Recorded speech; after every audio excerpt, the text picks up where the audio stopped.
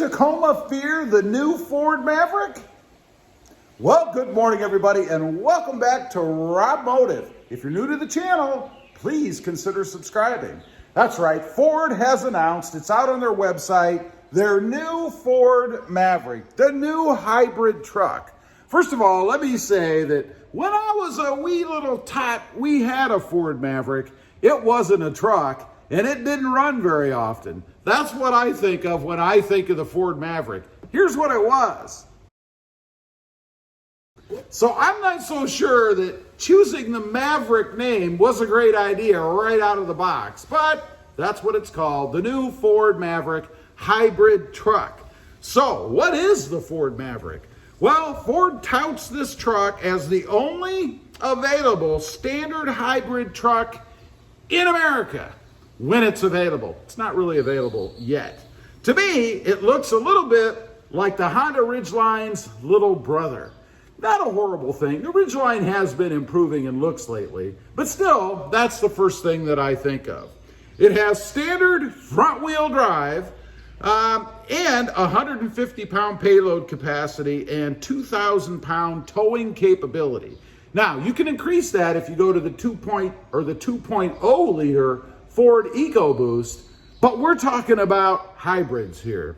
It's supposed to get 40 miles per gallon in the city with a 2.5 liter full hybrid engine. Now, like I said, you can get it in the 2.0 liter EcoBoost, but why would you do that? Now, Toyota, are you listening? 40 miles per gallon in the city.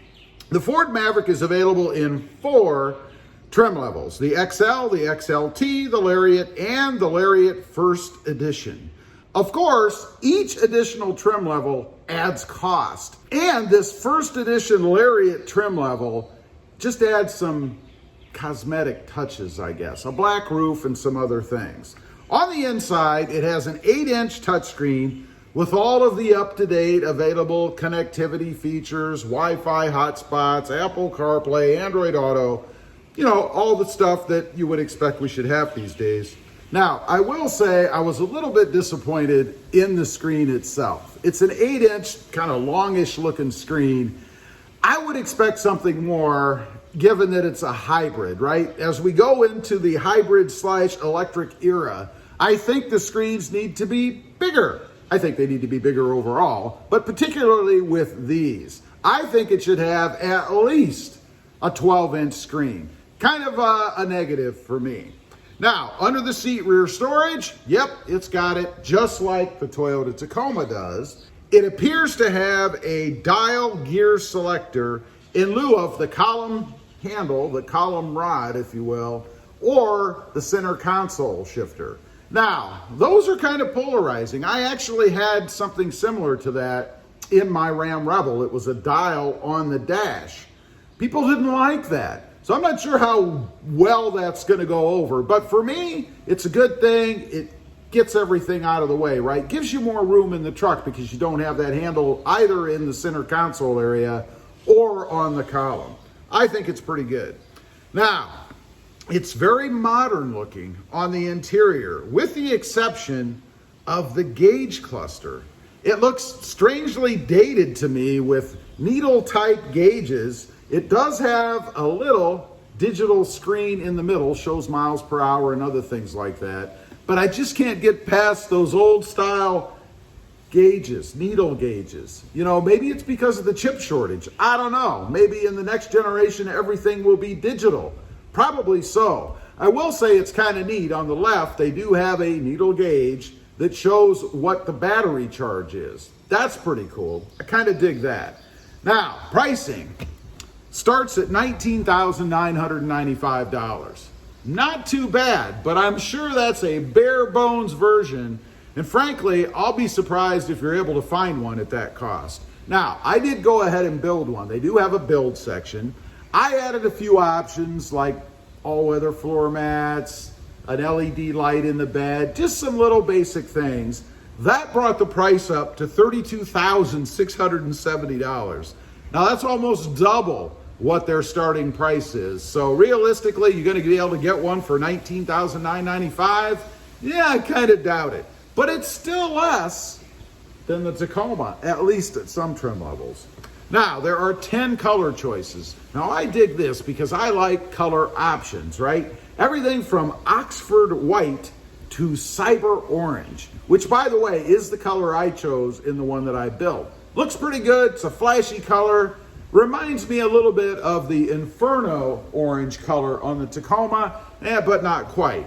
I will note that there is an upcharge for some of these more flashy colors. So in the price of mine, $32,670, is included an upcharge for that cyber orange. It also has various safety features, like lane assist and auto braking and proximity, all the stuff that everything else has these days. And they mentioned several times an adjustable tailgate. Now this I find kind of interesting. It reminds me of what I have in the Jeep Gladiator. What you do is you adjust the cables so that the tailgate doesn't go down all the way. You can make it at different levels, and that is, they say, so that you can put longer things in the bed. They're trying to extend the capability of the 4.5-foot bed. Doesn't have a very long bed, and it's also interesting, they showed pictures of people hauling bikes. But if you look, the front tire of the bikes is removed because it won't fit in there if you go with the whole length, right? I mean, it's only 4.5 feet. Now, the Maverick will be available as a 2022 with first shipments beginning fall of this year, 2021. So that's cool. You're actually able to put your hands on one this year. At least that's the plan. So what you do, they have a reservation screen. You can go and you can reserve one. Now, you don't have to put any money down, which is cool. But the way it seems to work is you're showing interest that you want one, and then when they're actually available to order a little bit later on, you can go ahead and put your order in, and I'm betting at that point, that's when you've got to put some money down. We shall see. So, is the Ford Maverick a threat to the Toyota Tacoma? Is it the Toyota Tacoma killer? I don't think any more so than the Honda Ridgeline.